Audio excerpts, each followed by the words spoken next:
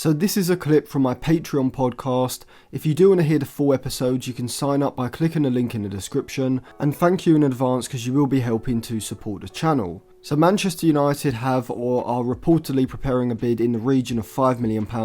for Euro Red Diamonds, I think I'm pronouncing that right. Euro Red Diamonds is 20-year-old Japanese-American goalkeeper Zion Suzuki, who United have reportedly been tracking since 2017. Leonardo currently holds the record for the highest fee for a player departing the J-League, which was around €7.5 million, which took him to the Qatari League in 2009, an amount that is slightly higher than what United are offering for Suzuki. But why are United interested in a keeper in Japan who has only made 28 senior starts in total? Well, it's because firstly, Japan has proved in recent times to be a hotbed for undiscovered talent, with players like Karu Matoma, Ryo Harate and Takumi Minamino all being great examples, but also because Suzuki himself ticks a lot of the boxes that are needed to thrive in a modern progressive system like Ten Hag's, with Suzuki's style in general being what I would describe as front foot and confident. Just as Onana and Ederson, Suzuki is extremely composed on the ball when a pass goes back to him inside of the box during the build-up phase,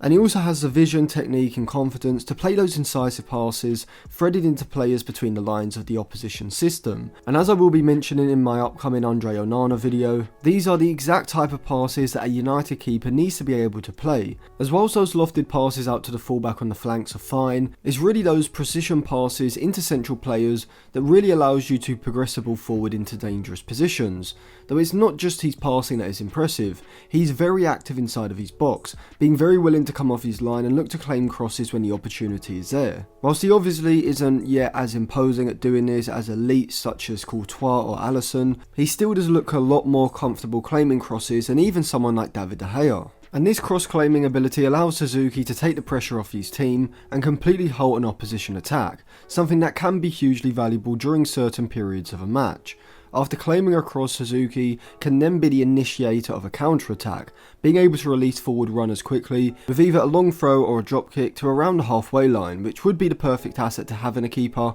especially with the likes of Rashford, Antony and Garnacho capable of carrying the ball forward on the counter, particularly during big games where counter-attacking may be United's best avenue to goal. I wouldn't say his sweeping is as good as his on-the-ball ability or cross-claiming, but then again that may be because of the sample size, but he does have a willingness to come outside of his box when necessary, and so I can definitely see him fulfilling that sweeper keeper role as his career progresses. From a shot stopping point of view, it's hard to fully judge Suzuki until he's played more games, and he's played more games at a higher level, but from what I've seen, he doesn't have any glaring deficiencies in his game. He has shown the ability to make some very impressive saves, such as double saves where he makes an initial stop and then gets back up quickly to save the rebound, as well as having the type of reflexes that enable him to pull off saves from short range. Now initially I think it may be his shot stopping that needs the biggest improvement if he was to make the move to United, as he is more than comfortable with his feet, which is exactly what United need as a backup to Onana. So Suzuki is a keeper who definitely isn't dominating the Japanese game,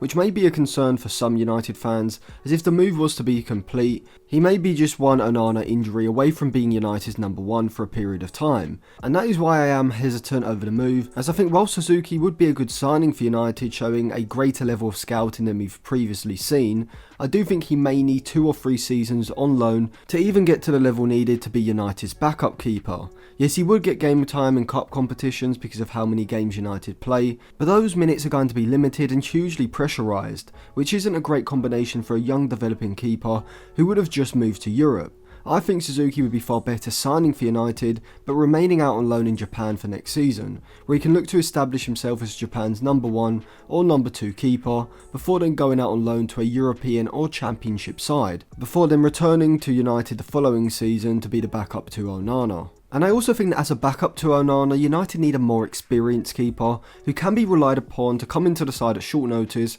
and not just make a seamless integration stylistically, but also not be a massive drop off in ability from Onana overall, with the likes of Manuel Reimann and Jason Steele being 2 better options than Suzuki for that backup keeper spot in my opinion. And despite Suzuki definitely being a keeper with huge potential, I still think he has a lot of development, maybe another 2 or 3 years before he gets to the level that United need. So let me know what you think of Zion Suzuki, and remember, if you want to hear the full podcast, you can sign up to the Patreon, the link is in the description, and check out the description for some more videos as well.